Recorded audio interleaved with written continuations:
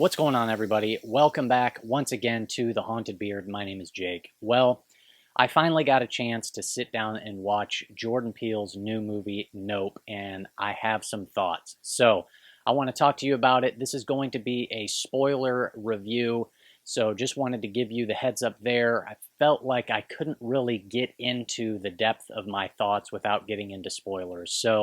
But with that being said, let's get into it. So this was an interesting viewing experience for me because given Jordan Peele's track record, you know that his films are not just to be taken at face value. He uses his movies to kind of make comments on something. There's something deeper happening in his movies, kind of underneath the surface of them. And so for a lot of this movie, I was trying to kind of piece that together and figure out what that was. And so for a good majority of this movie, I felt like a lot of my attention was just trying to figure out what exactly Jordan Peele was trying to say through this story. Trying to look at it a little bit deeper than, just sort of the sci-fi horror mystery type movie that it was. I was trying to figure out what exactly was Jordan Peele telling us? What was he trying to say? And for the most part, I like the presentation of this movie. It's told more or less in kind of like a storybook chapter-like structure, as there's a handful, maybe half a dozen or so different chapters in this movie. And I really like the overall presentation of it. It is very ambitious and creative, and I think it's unique. And it does maintain that kind of element of mystery and intrigue throughout the majority of it. And however, there were times, though, where I felt like it just felt a little bit disjointed. There were a couple points in the movie where I felt like I was kind of missing something. And I don't know if that was on me, just because it was a first-time watch. Perhaps those feelings will disappear given a rewatch, or if that was maybe a bit of script issue or editing issue perhaps, but there was just a couple times where I felt like I was kind of missing something, and it just sort of didn't have like a connective tissue, that it just felt a bit disjointed in a way. Now, beyond just what is happening in this movie from a narrative standpoint, I think if I could sort of summarize what this entire movie is about in one word, it would be spectacle. That's really what this movie is about, I think, and how we as humans will pursue spectacle at all costs, no matter the consequences. We are obsessed with it. We are addicted to it. We can't get enough of it, and we will, again, pursue it at all costs. We don't care what will happen to us.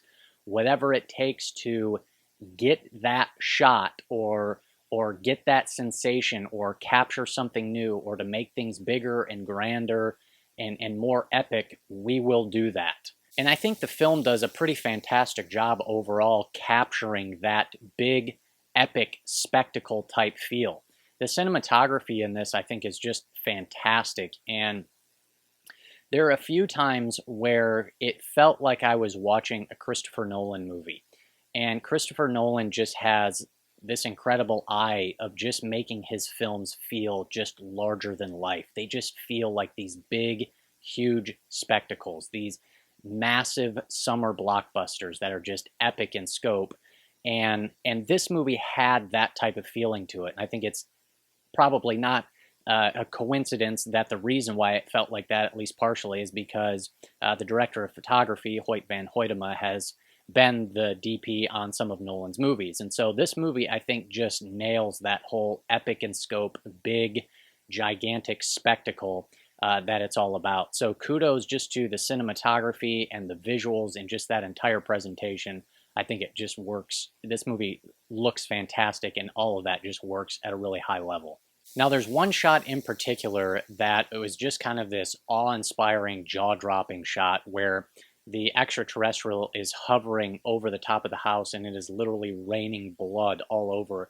And the camera just kind of pulls back, and you just get this wide shot. Seeing it over the house is just an incredible image. So here's the thing, though. Once I felt like I kind of figured out and understood what Jordan Peele was trying to say through this movie, in the end, it did leave me a bit unsatisfied, and I just kind of wish there was just a little bit more to it. However, that may be the point. When we are so obsessed with just the spectacle of the media that we consume, ultimately it doesn't really satisfy us. And it did leave me wanting a bit more just in terms of the horror aspect to it. The movie isn't really scary, although it does have maybe a couple of pretty good suspenseful sequences. But a lot of it feels more like this kind of big sci-fi action adventure almost type film than a horror film. And that's not necessarily a negative. It just kind of has to do with expectations going into the movie. Now, I want to talk about the scenes involving the monkey because that's certainly one of the high talking points in this movie. And I do think it speaks towards the spectacle and how careless we will be in pursuit of the kind of the wow factor, no matter how horrible or how dangerous it is to our own well-being. But I also think there's something to say about, I think in a way, like maybe you can look at the monkey as like sort of the destructive force of just consuming generic, trashy media or TV or content or whatever you want to call it. That from the couple scenes that we get of that sitcom, it just seems like the most generic, trashy sitcom, but yet we hear that it gets good reviews and all sorts of people are watching it. And I think it just kind of speaks to media of today. There's so much content out there, and the vast majority of it, in my opinion, is absolute trash. And yet we'll just sit there and watch this stuff that's absolute junk that doesn't do anything for us, yet we just continue to consume it. And it's like there's kind of this destructive animalistic force behind it. I don't know, just kind of a thought that I had. And finally, I gotta talk about the actual extraterrestrial, the thing that we find out is not actually a ship. It is an animal that is consuming people. And I haven't maybe fully pieced it all together yet, but I know that there is some connection in this movie between that extraterrestrial and movies themselves and motion pictures. One of the connections that I seen was that the opening credits, you get a shot that you're not really entirely sure what it is, and then ultimately you get that couple second shot of the jockey on the horse. And so to me, it almost felt like we're kind of looking through a movie camera. Well, then come to find out, we get that same shot from the inside of our extraterrestrial creature. And so to me, I felt like there was a connection between movies and the alien. I feel like this extraterrestrial creature is like this spectacle machine, and it feeds on our desires and our obsession with these big budget, big visual spectacle movie experiences that we crave.